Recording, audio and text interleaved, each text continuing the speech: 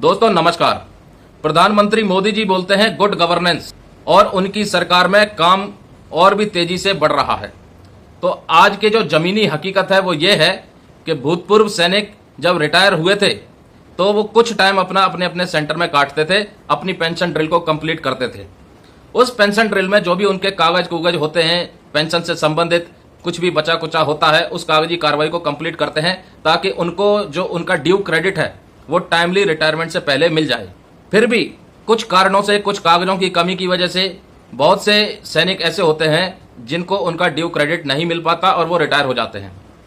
जो regiment centre के commander होते हैं, रिकॉर्ड ऑफिस के रिप्रेजेंटेटिव ऑफिसर जो आते हैं, वो सांत्वना देते हैं कि आप रिटायरमेंट के बाद हमसे संपर्क कीजिए, चिट्ठी भेजिए, आपके जो भी कमी पेशी है उसको पूरा किया जाएगा, आप दस्तावेज भेजिएगा, आपके कागजों को जल्दी कंप्लीट करके आपका ड्यू क्रेडिट दिया जाएगा। लेकिन ऐसा जमीनी हकीकत में नहीं हो रहा है। भूतपूर्व सैनिकों को कितना लंबा इंतजार करना पड़ रहा है दस्तावेज भेजने के बावजूद भी। अभी एक जो केस फिलहाल संज्ञान में आया है, एक जवान है जो रिटायर्ड हो गया, उसने अपने कागज चिल्ड्रन एजुकेशन अलाउंस के रिकॉर्ड ऑफिस में भेजे। 1 जून को चिल्ड्रन एजुकेशन अलाउंस के कागज उनके पास प्राप्त हो गए।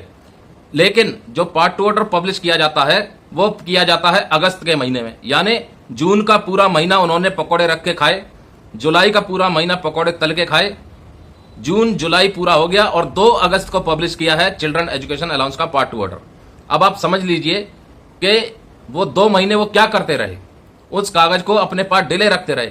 तो ये भ्रष्टाचार नहीं है तो और क्या है? क्यों 2 महीना डिले हुआ? एक कागज आपके पास 1 जून को आ जाता है, आपको प्राप्त हो जाता है, आप 2 महीने रख के बैठे हुए हो, ये गुड गवर्नेंस है? भूतपूर्व सैनिक जो है उनको उनके रेजिमेंट सेंटर के जो अधिकारी हैं वो आश्वासन देते हैं कि आप रिटायरमेंट के बाद हमारे पास कागज भेजिए, उसके ऊपर जल्द से जल्द कार्रवाई होगी। ये कैसी जल्द कार्रवाई है? 1 जून को कागज आपके पास आ गया चिल्ड्रन एजुकेशन अलाउंस का और आप उसको 2 अगस्त तक रख के बैठे हुए हैं। 2 अगस्त को पब्लिश हो रहा है, पैसा नहीं आ रहा है। 2 अगस्त को आपका काम शुरू हुआ है, पार्ट 2 ऑर्डर किया गया है 2 अगस्त को, 1 जून को पहुंच गया था। अब आप मानिए कि वो पार्ट 2 ऑर्डर पे अकाउंट ऑफिस में जाएगा, वहां भी 2 महीना 3 महीना डिले करेगा।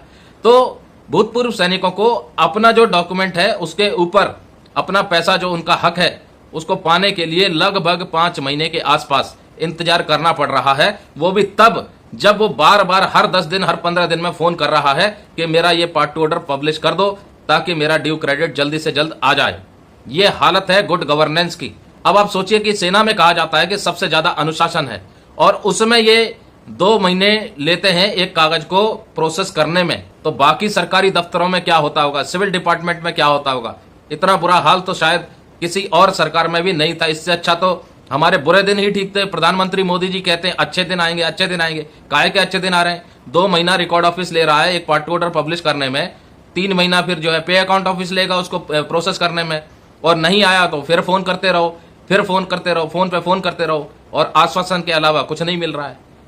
ये हकीकत है आज की जमीनी।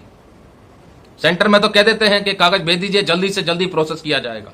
2 महीने रख के बैठे रहे अपने पास कागज को, 2 महीने के बाद प्रोसेस में डाला है कि अब प्रोसेस कर दिया है, 2 महीने में तो पैसा आ जाता है। ये हालत है हमारे सेना के रिकॉर्ड ऑफिसर्स की। क्या इसी बीमारी से आप भी ग्रस्त हो रहे हैं? कमेंट करके जरूर बताइएगा। जय हिंद, जय भारत।